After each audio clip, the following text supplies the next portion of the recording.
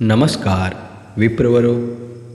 गुरु शिष्य को यह बात समझा रहे थे, ईश्वर तुम्हारा अपना है और कोई भी तुम्हारा अपना नहीं है। शिष्य ने कहा, जी माँ स्त्री ये तो खूब प्यार करती हैं, बिना देखे अंधेरा देखती हैं, कितना प्यार करती हैं।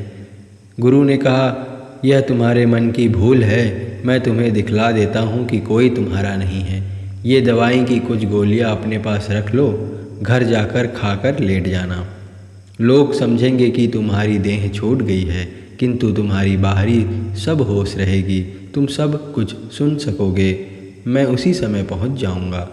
शिष्य ने वैसा ही किया, घर जाकर कई गोलियाँ खा ली, खाकर बेहोश होकर लेटा रहा। माँ, स्त्री, घर के सब जनों ने रोना आरंभ कर दिया।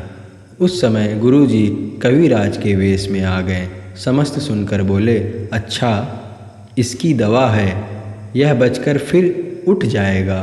फिर भी एक बात और है, यह औषध पहले अपने एक जन को खानी पड़ेगी, फिर उसको दी जाएगी।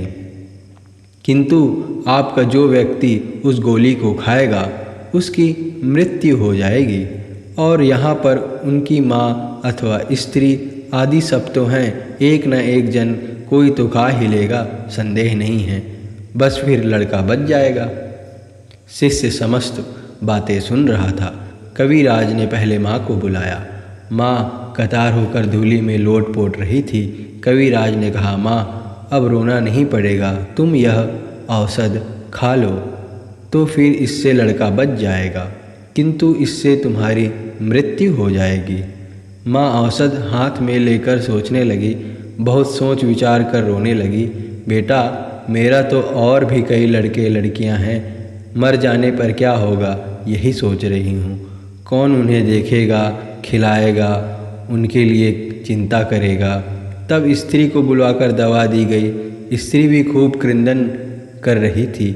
औषध हाथ में लेकर वह सोचने लगी, अजी इनका तो जो होना था वह हो ही गया है। मेरे छोटे छोटे बच्चे हैं, अब उनका क्या होगा बताओ तो, कौन उनकी रक्षा करेगा। मैं कैसे यह औषध खा लूँ। शिष्य का तब तक औषध का नशा चला गया था। वह समझ गया कि कोई भी किसी का नहीं है। वह झटपट उठकर गुरु के संग चला गया।